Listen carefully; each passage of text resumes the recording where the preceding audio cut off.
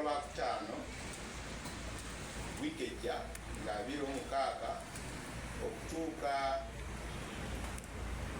ku lunaku olwa Sande nga 28 ku kibangirizi ky'Elugogo kye tuyita Katikati Grounds mwerabire omuzimbe empya ng'weebwa amagezi ag'obugugu gulabe ndino tulinyisa omutindo mu sekita yaffe eya byamayumba.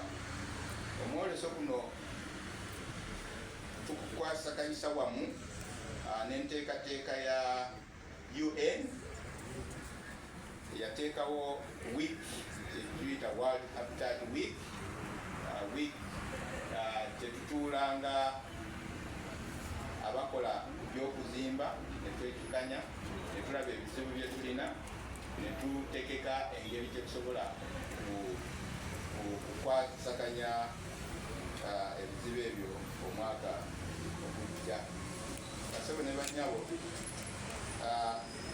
statement eno gisomye ku lwa minisita omubeezi owa byamayumba Honorable Princess Persis Namuganza.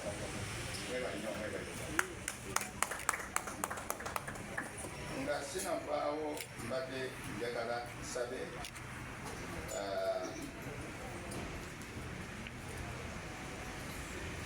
representative wa Douglas Events otubadde tukwatagana naye abeere n'obugambo obutono bwabagamba. I'm inviting Douglas Events